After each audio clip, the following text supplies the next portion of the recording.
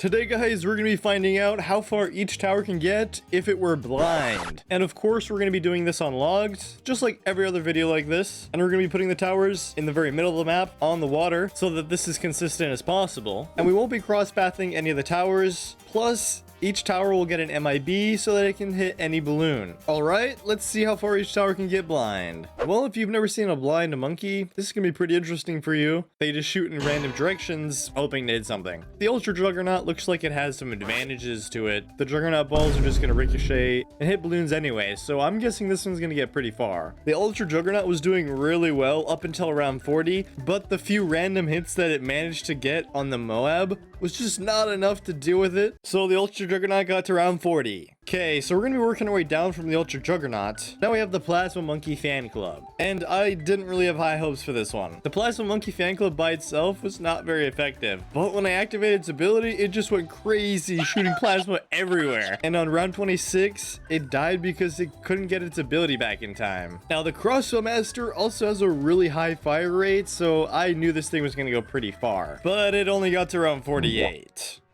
Now, I can't really test the Glaive Lord because it doesn't need to see to attack. So this would be how far can a slightly stupider Glaive Lord get rather than how far can a blind Glaive Lord get. But luckily, the other two Boomerangs are perfectly blind, so we can test them. And I must say, I got way too much joy out of watching the Permacharge be blind. I mean, this is just so satisfying. Now, the Boomerang did die on round 63, and you're probably wondering why I didn't use its ability. Well, that's because I forgot to. Now, don't worry, I did go back and try it with its ability, but that didn't help at all. So that's a surprise. Round 63 is just too long. Now, the Moab domination was very unique because while it was blind normally, its special Moab attack was not affected, and it destroyed every single Moab and made it all the way to round 82. On to the bomb shooters, and the Balloon Crush did absolutely terrible. I definitely think Benjamin could have done better. And the Moab Eliminator did even worse. Its ability was completely worthless. But the bomb shooter did have one redeeming path, and that was the bottom path. Since it has such a wider range of attack, and its special ability eliminated every single balloon on screen if even one leaked. But it still had the same problem as the Ultra Juggernaut and died to round 40.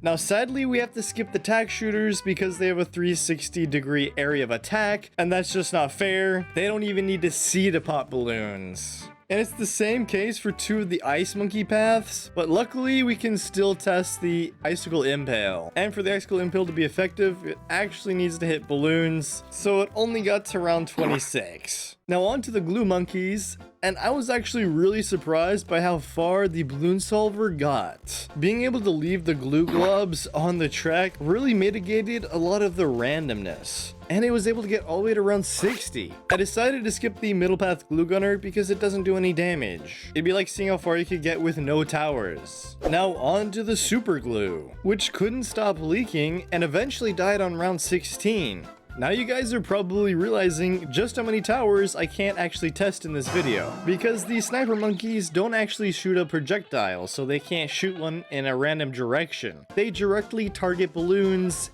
instantly popping them, so I guess they're kind of doing 360 no scopes. And sadly, all of the rest of the military towers have some kind of problem, like as you can see here. And both the other paths for the submarine monkey have seeking projectiles. The aircraft carrier is completely unaffected, and sadly none of the aces paths are affected. And neither are any of the helis, mortars, or Dartling gunners. The only military monkeys that I could test was the Pirate Lord that died on round 76, and the Trade Empire, which made it to round 30, which is pretty impressive when you consider how it's mainly used for making money. And of course I have to show you guys how much money it made, which is $22,140. Now moving on to the Magic Monkeys, and none of the Wizard Monkeys were actually blind. And that's probably due to the fact that they can just use their magic to fix that. The True Sun God made it to round 80. But it died to a bunch of green balloons, so that had to have been RNG. But we can't test the True Sun God with sacrifices because this happens. Now, as far as blind towers go, the Tech Terror is definitely one of the most goofy. Both of his arms just flailing everywhere. It looks pretty strange.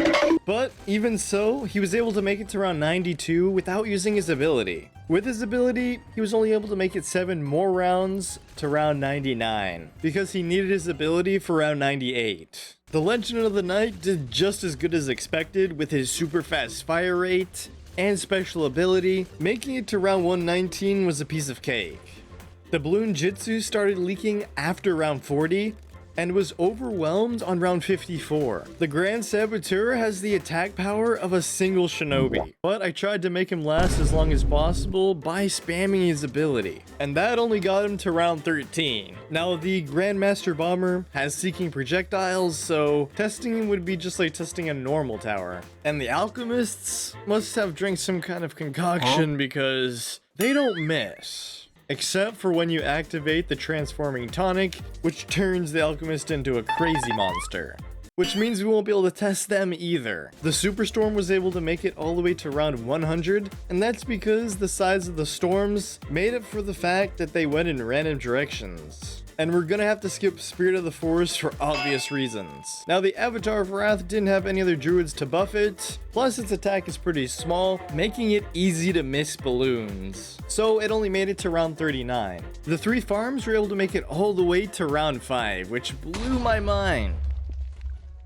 Now, other than the farms, I wasn't able to test the spike factories, village, or beast handlers because none of them were being affected from being blind. That might have something to do with Mr. Beast being added to BTD6, so maybe he gave him eye surgery. Oh, and don't forget to use creator code RUBBY in the shop. But I was able to test the Sentry Expert, which looks just like the Tech Terror did, with glowing balls flying everywhere. And it made it to round 76, just like the Pirate Lord did as well. Now, I wasn't expecting much from the Ultra Boost. To give it the best possible chance of going as far as it can, I kept overclocking it. And even though it had 10 Ultra Boosts, it died on round 19. And for the last upgrade, the XXXXL Trap, I wasn't able to test it either, because it just puts down a trap and the balloons run into it. Since I wasn't able to test every single upgrade because of some restrictions, to make up for that, here's a 25 times speed blind Quincy. Come on! Oh, come on! Come on! Come on! Seriously? Come on! Oh yeah! Come on! Oh, come on! Seriously? Come on! Seriously? Come on! Seriously? Come on! Seriously? Seriously? Come on! Oh, come on! Seriously? And he was able to make it to round 15. Well, at least he was able to do better than the Moab Eliminator. You want some? You want some? What next? Click here to see what's next.